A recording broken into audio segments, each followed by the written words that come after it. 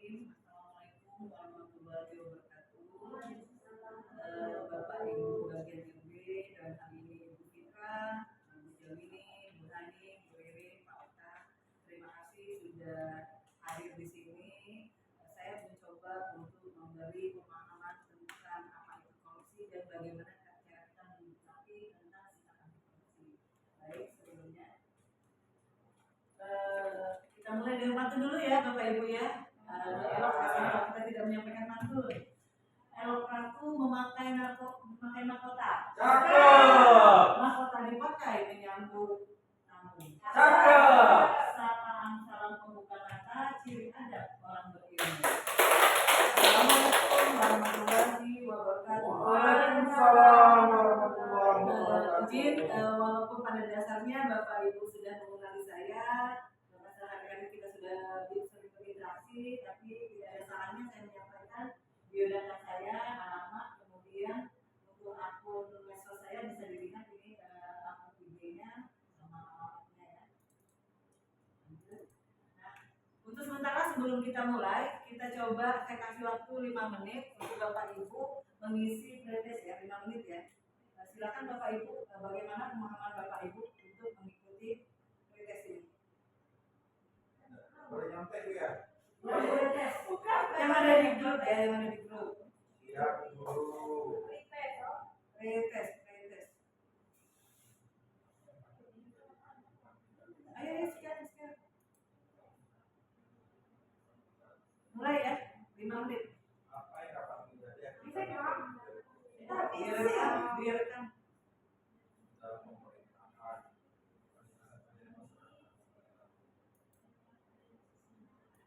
Ini lebih ke pengalaman kita sehari-hari sih sebenarnya. Jadi pengalamannya enggak terlalu ini.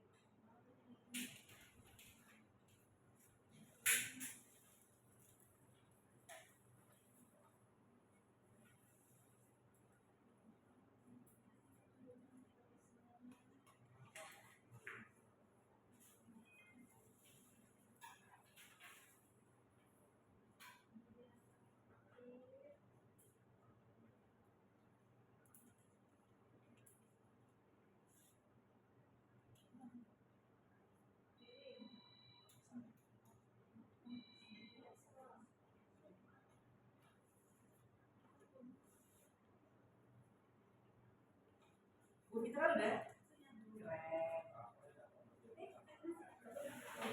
Postesnya nanti ya, habis itu yang postes. Melihat peningkatan.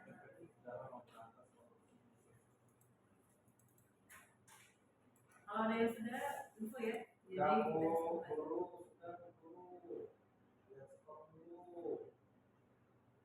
Salah sih kok.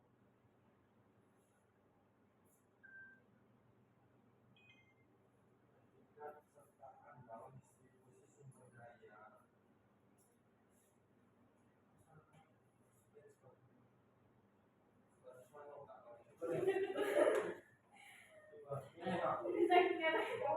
Abang nggak ngasih tahu, abang salah sih kok.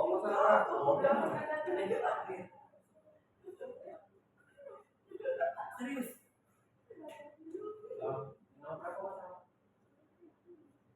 Udah? Berarti udah ya, Bu Jam? Enggak dong. Nanti videonya Bu Jam? Sudah? Berarti sudah ya? Keren ya Bapak Ibu, berarti pada dasarnya memang sudah sangat memahami karena dalam waktu tidak nyampe 3 menit sudah selesai menyelesaikan pretest kita. Baik? Kita lanjut ya. Jadi sebelum saya memberi materi, saya mencoba share ke Bapak Ibu tentang video biar terlarang. Mungkin dari sini kita bisa melihat.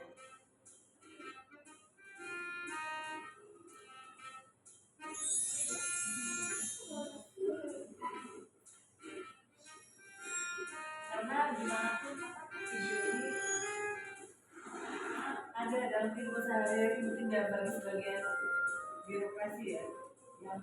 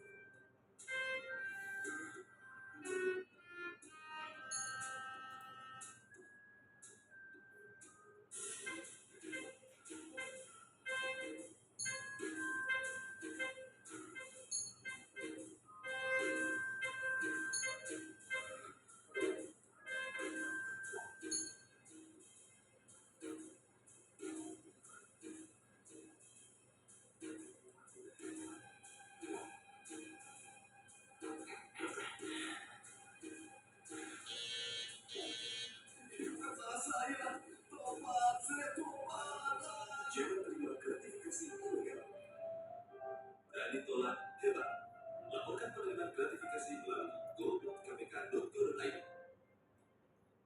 Baik, dari video tadi sebelum kita masuk ke materi, kira-kira saya ingin bertanya dulu nih ke Bapak Ibu, apa yang Bapak Ibu tangkap dari maksud yang ada di video itu? Otak? Korupsi itu perbuatan berupa kejahatan. Oke. Mungkin Bu Hani?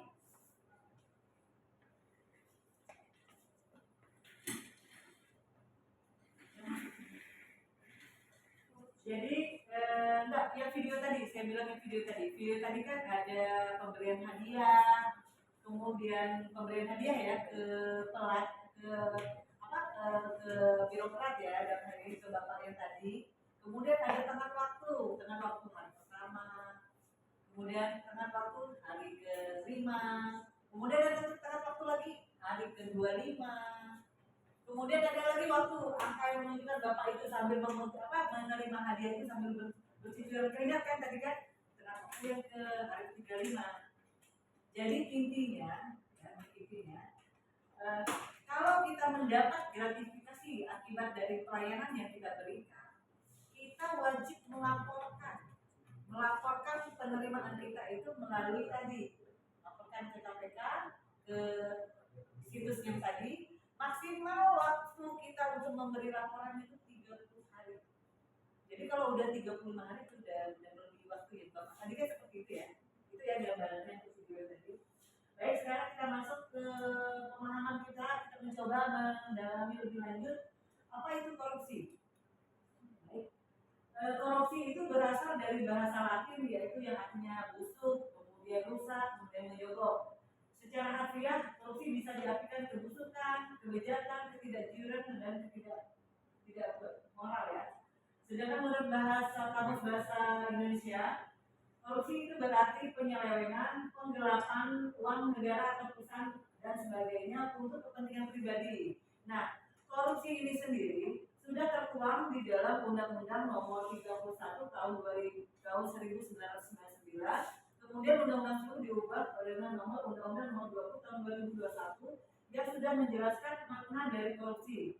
Korupsi yaitu setiap orang dengan sengaja melawan hukum untuk melakukan perbuatan dengan tujuan memperkaya diri sendiri atau orang lain, atau suatu korporasi yang mengakibatkan kerugian keuangan negara atau perekonomian negara. Jadi itu ya pemahaman korupsi. Jadi di Undang-Undang Nomor 20 Tahun 2021 sudah dijelaskan.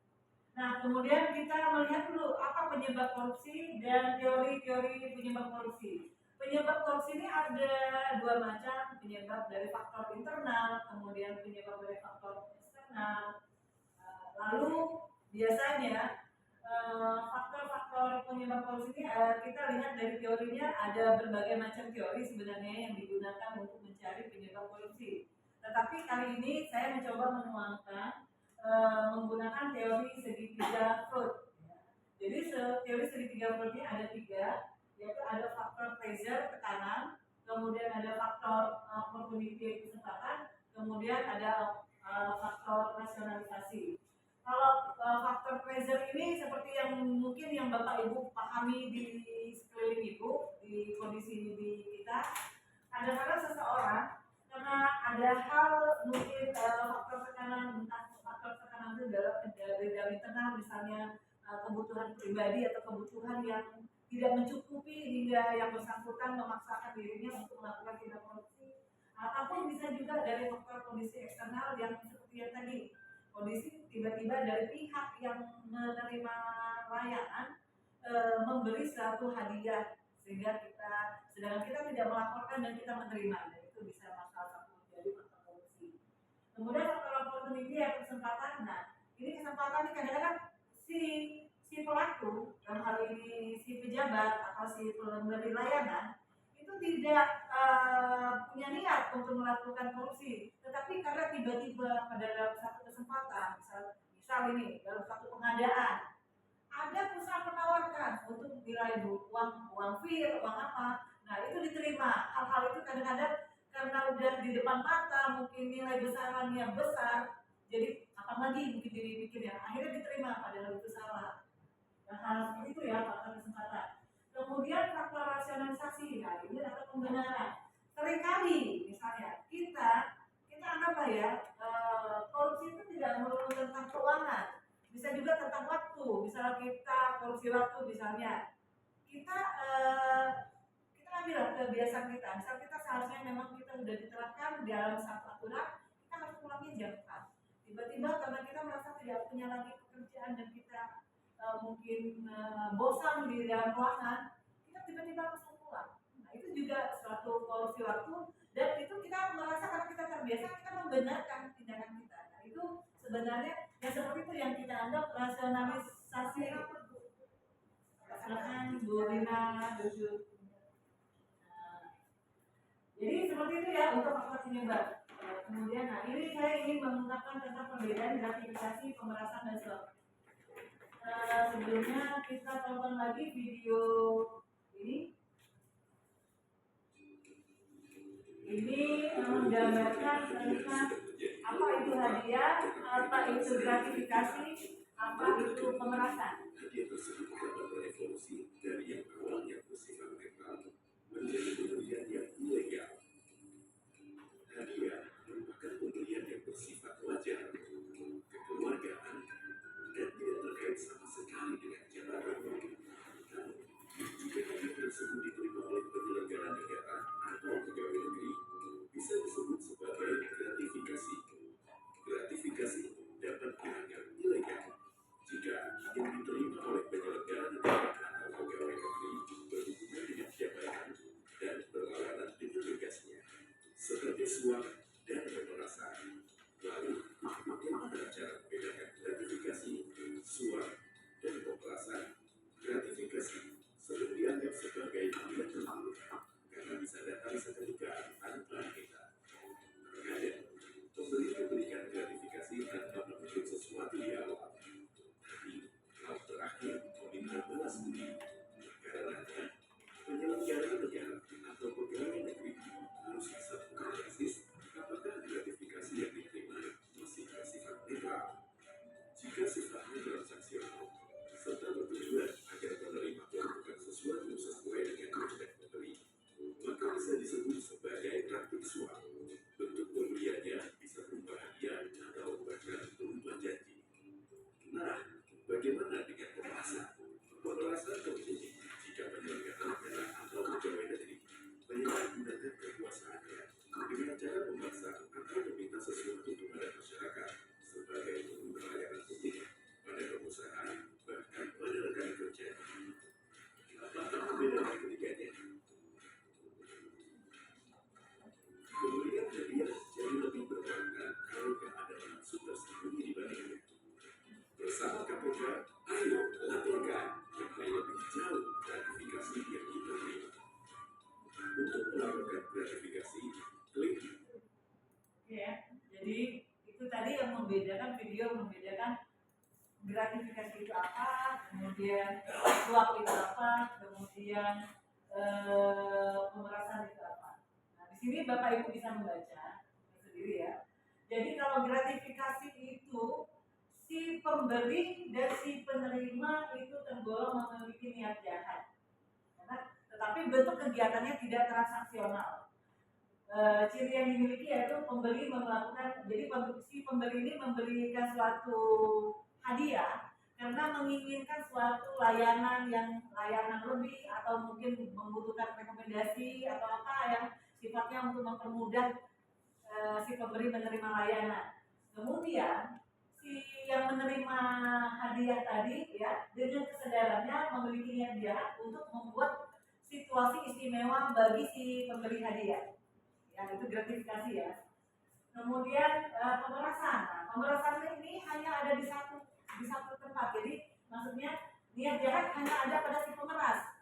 Jadi yang diperas itu tidak memiliki niat jahat, malah yang diperas ini tidak bisa menolak karena kadung dipaksa oleh si pemeras untuk memberikan uang. Nah, itu kalau pemerasan.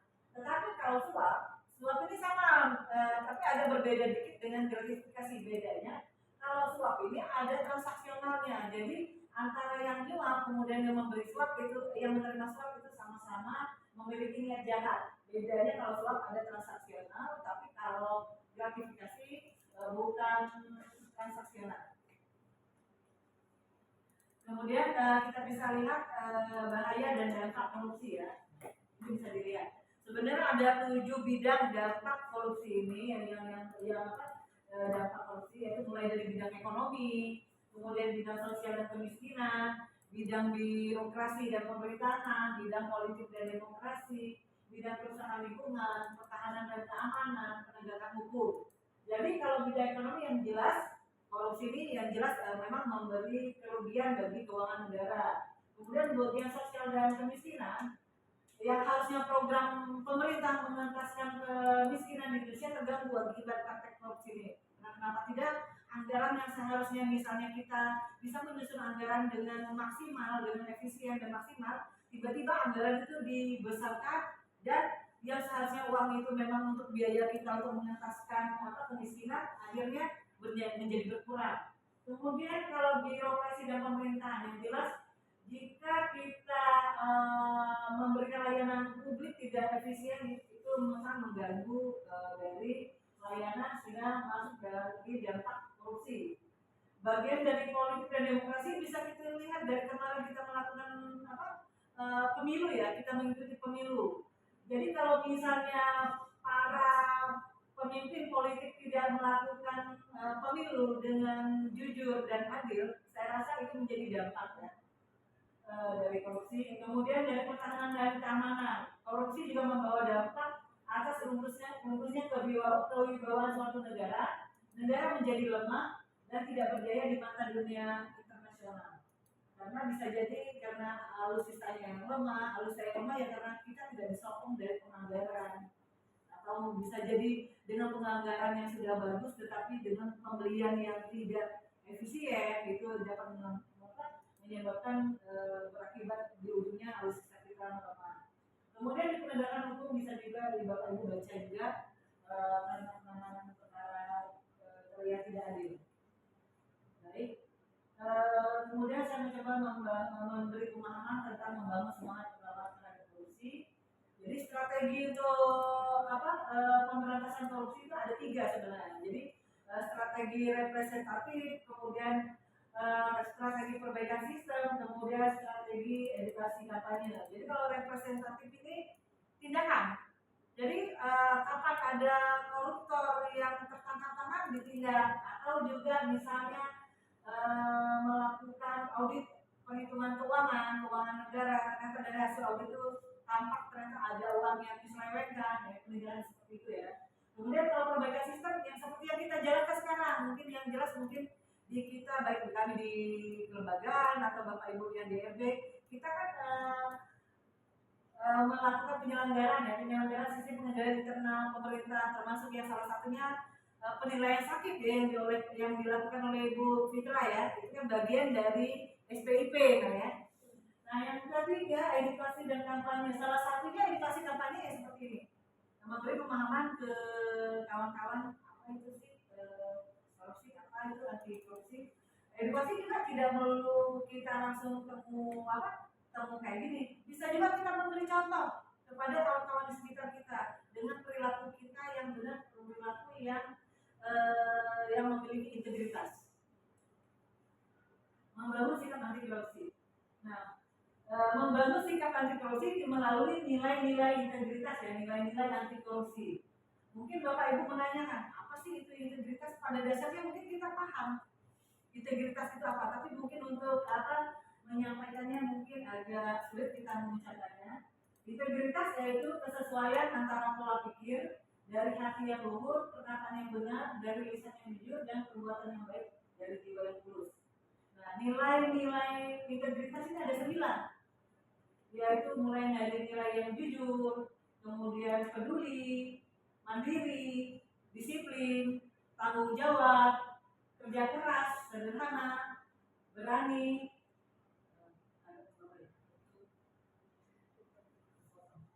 dan yang lainnya ya, bisa dilihat. Jadi ini salah satu nilai integritas aktivitas yang bisa dilihat. Jadi itu seperti yang tidak.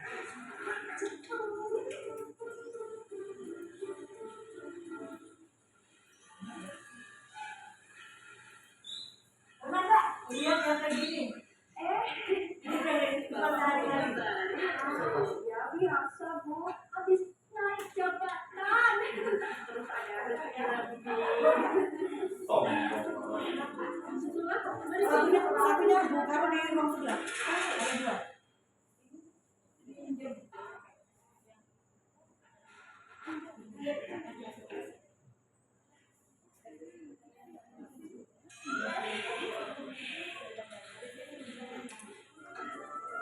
Ada nggak yang ini? Banyak ya. Jadi masih ada mungkin orang-orang di sekitar kita yang memiliki mobil, bukan memiliki, diberi kepercayaan menggunakan mobil dinas, tetapi seperti ini. Nanti akan saya tanyakan ini salah satu dari sikap apa, dari nilai-nilai integritas tadi pada peminat. Jadi ini nanti ya, yang ingin saya sampaikan di sini, korupsi tidak akan pernah membawa kebahagiaan. Mari jadikan kejujuran sebagai prinsip hidup. Korupsi adalah musuh yang harus kita lawan bersama demi masa depan yang lebih baik. Korupsi itu seperti hantu, seringkali terlihat tetapi sulit ditangkap. Ya, satu lagi kata-kata inspiratif yang bisa saya sampaikan. Banyak yang salah jalan tetapi merasa tenang. Karena kenapa? Karena banyak teman yang sama-sama salah. Yang perlu kita lakukan adalah beranilah menjadi benar meskipun itu sendirian. Berani jujur untuk menjaga integritas. Silakan Pak Ridho, bergabung di sebelah Pak Okta. Terima kasih sudah hadir. Jadi baik ya Bapak Ibu, terkait hal ini. Jadi saya membuka sesi tanya jawab atau saran masukan untuk perbaikan kita ke depan yang lebih baik. Yang jelas Bapak Ibu tadi sudah melihat 3 video, mulai video tadi yang pertama hadiah terlarang yang seharusnya kita menolak atau menolak kita laporkan. Kemudian yang kedua itu video pengertian apa itu gratifikasi, apa itu pemerasan, apa itu uang suap.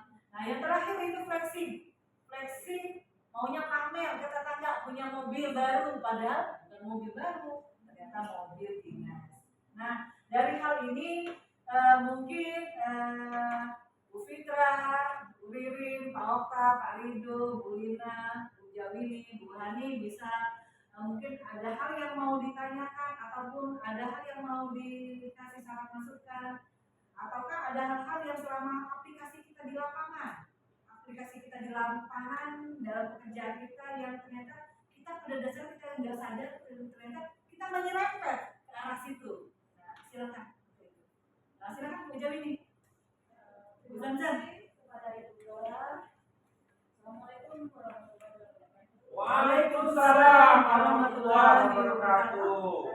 Setelah melihat mana yang tadi dari Dora, ada yang saya tentang yang mengenai gratifikasi tadi ya Bu ya.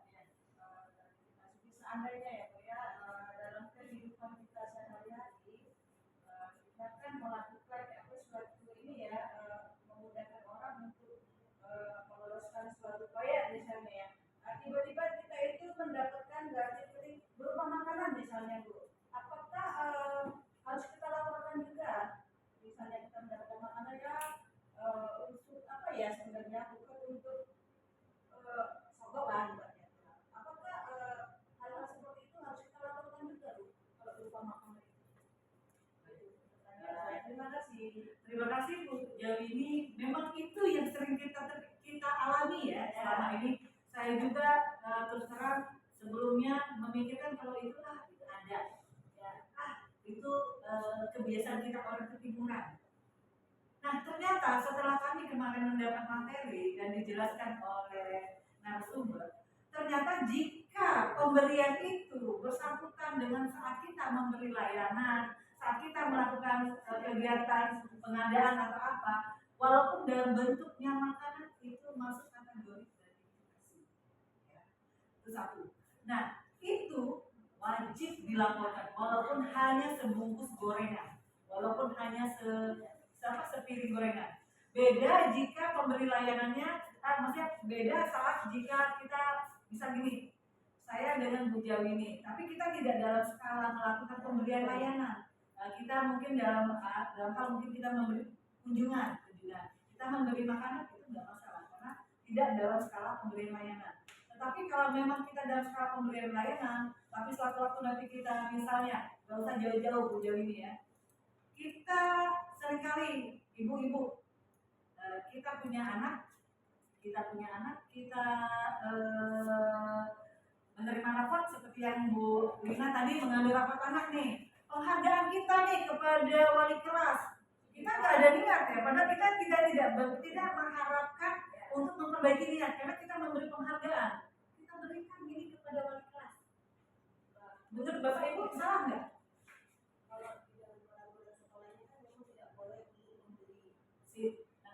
Intinya memang tidak boleh, tetapi karena niat kita memberi itu karena setelah selesai kegiatan sekolah sih sebenarnya tidak apa-apa. Tetapi yang salah siapa? Yang salah yang menerima. Jadi yang menerima itu sebenarnya tidak boleh menerima. Anda menerima itu juga masuk tergolong gratifikasi dan harus yang bersangkutan dalam ini wali kelas harus melakukan. Jadi alangkah lebih baik seperti yang dianjurkan oleh pihak sekolah. Orang tua murid tidak boleh memberi apapun itu kisah atau terkait layanan selama atau setelah wali kelas atau guru-guru memberikan pelajaran. Jadi pada dasarnya memang tidak boleh. Jadi apa yang diterapkan oleh sekolah itu sudah benar. Mungkin yang lain, Bu Fitra?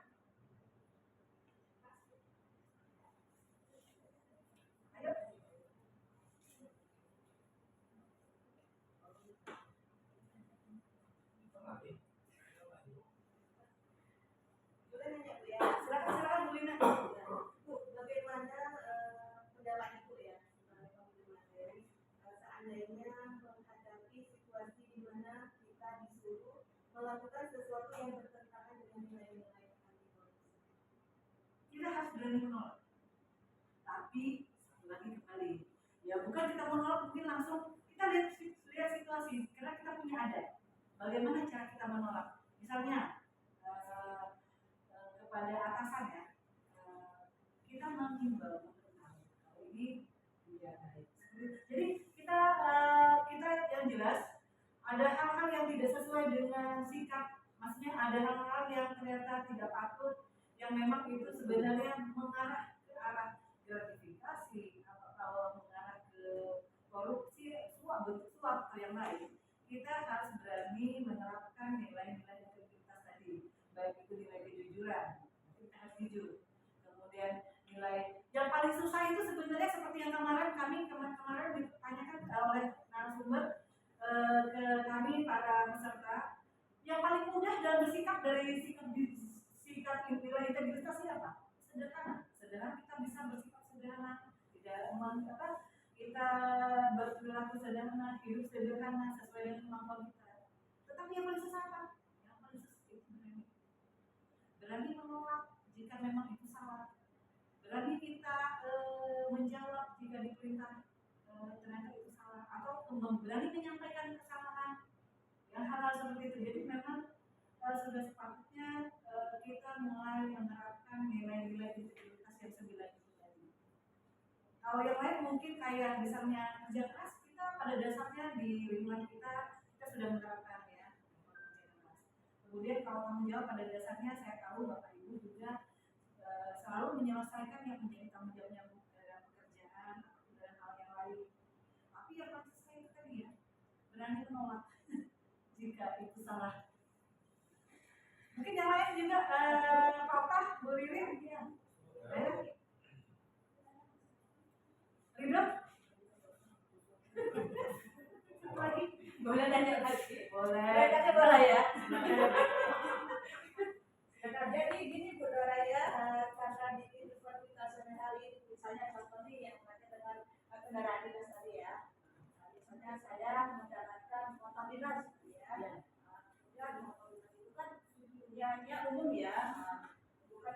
dari saya,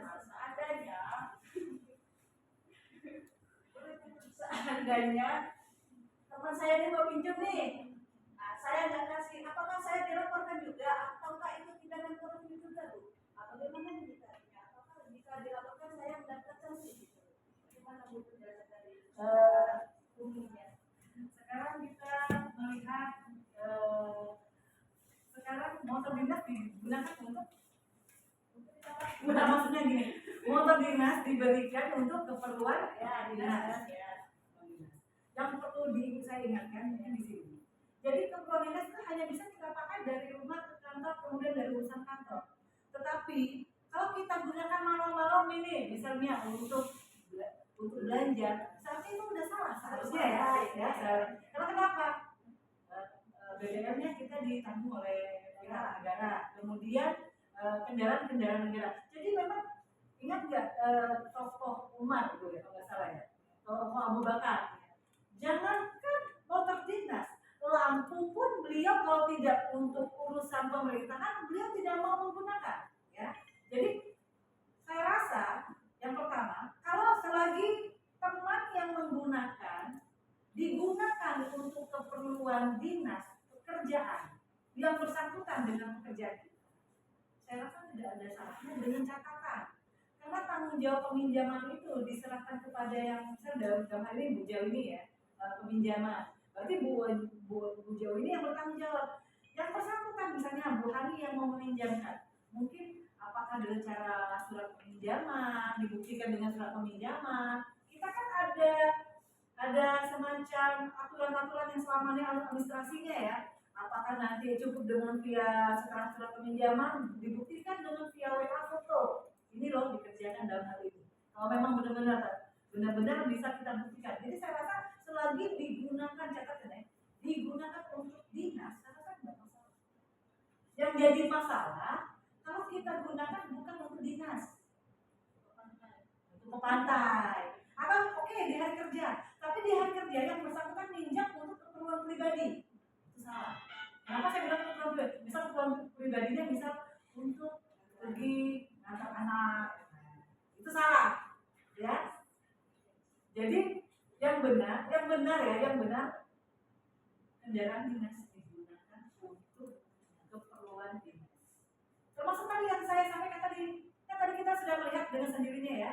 Yang mungkin nih saya coba review lagi. Ini jelas kan video flexing ini. Ini kendaraan dinas, tetapi karena mau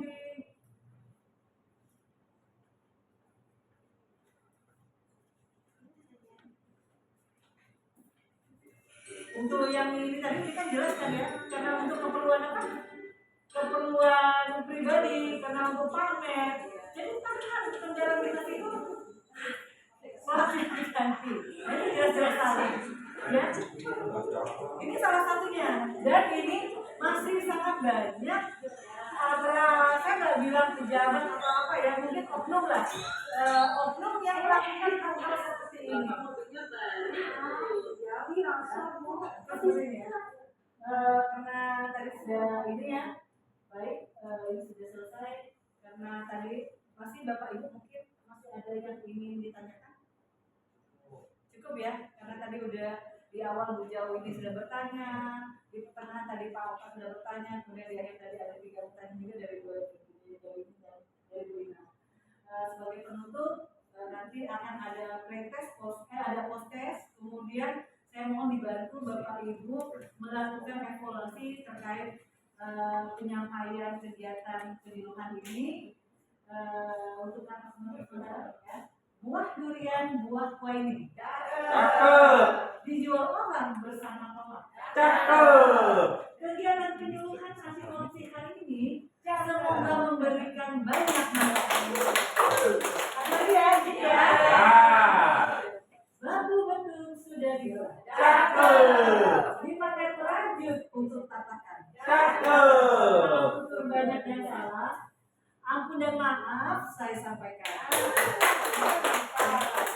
Baik Bapak Ibu, bagi Bu Lina mungkin di pretest dulu yang ada disampaikan di biro-biro organisasi.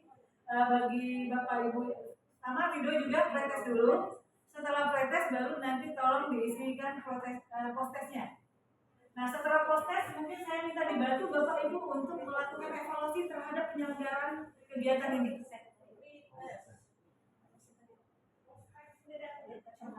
Postes ada di grup tadi, saya sudah share di grup. Postesnya. Kalau Bu Lina sama Pak Rido awal dan akhir ya. Itu yang paling bawah itu Evaluasi saya di grup juga. ada. Ada. Pilihannya bagaimana ini? Oh kan tinggalin aja, buka Google langsung ketikin aja. Udah selesai.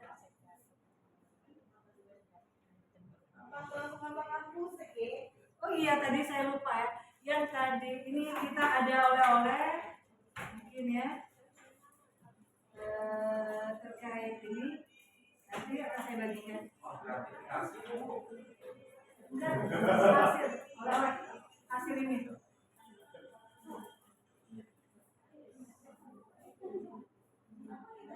Evaluasi ini diisikan oh apa kesimpulan pribadi sering didapatkan oleh peserta.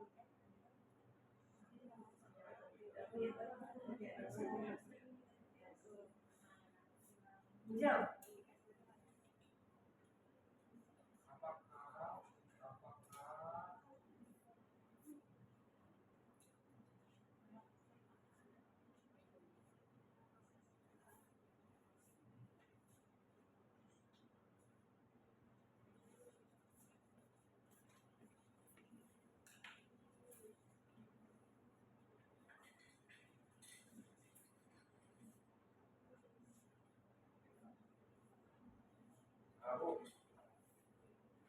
Podcastnya udah belum Pak? Sudah 100 Bu, sudah Bu. Alhamdulillah, berarti sangat memahami ya Pak ya. Yo, Harus dipraktekkan di lapangan, terapkan nilai-nilai integritas kita.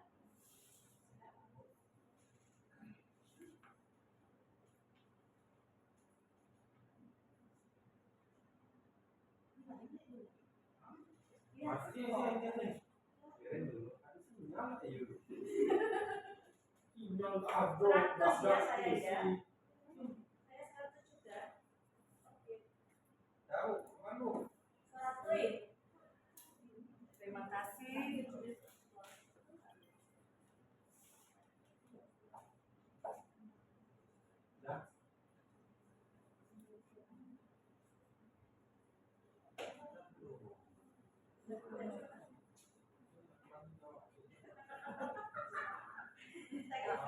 Dapat tadi, dapat.